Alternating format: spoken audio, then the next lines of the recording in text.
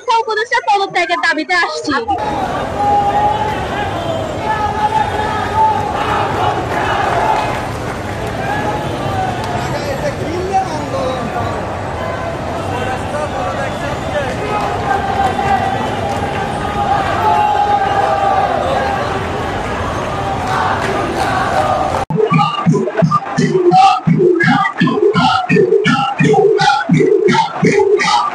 আমরা এখনো শিক্ষা উপদেষ্টার পদত্যাগের দাবিতে আসছি।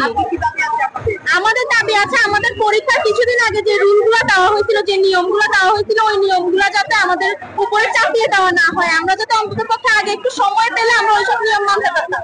আমাদেরকে সময় দেওয়া হয় না, যার কারণে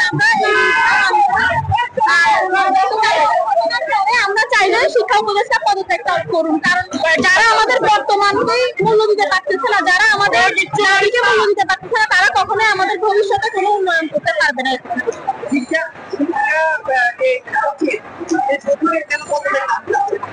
কারণ হচ্ছে যে তিনি সবকিছুর জন্য তিনি তো নির্দেশ দিবেন, তাই না?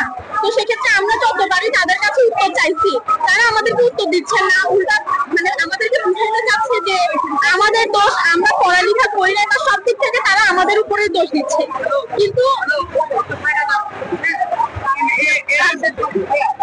তারা সব দিক থেকে দোষ দিচ্ছে শিক্ষার্থীর, কিন্তু শিক্ষার্থীরা যে সব দিক থেকে দোষী তা তো না, সমান দুই দিক থেকে কিন্তু সমান আছে। আমরা যেরকম দাবি চাচ্ছি তারাও তাদের নির্দেশগুলো দিচ্ছে। একটা সমঝোতার মাঝে আসা যায়, একটা সমঝোতা করলে আমরাও খুশি, তারাও খুশি। অবশ্যই শিক্ষার্থীদের দাবি মানতে হবে, আমরা তো আর অযৌক্তিক কোনো দাবি করছি না, কিন্তু তারা আমাদের কোনো কথার উত্তর দিচ্ছে না। এমনকি আমাদেরকে সোশ্যাল মিডিয়া থেকে দূরে থাকতে বলে তারা আবার সেই সোশ্যাল মিডিয়াতে রাতে 3টা বাজে উত্তর দিচ্ছে যে পরীক্ষা হবে না।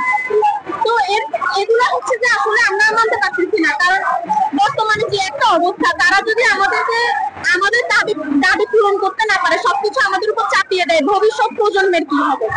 আমরা সেই আশঙ্কার কারণে আজকে এখানে আসছি।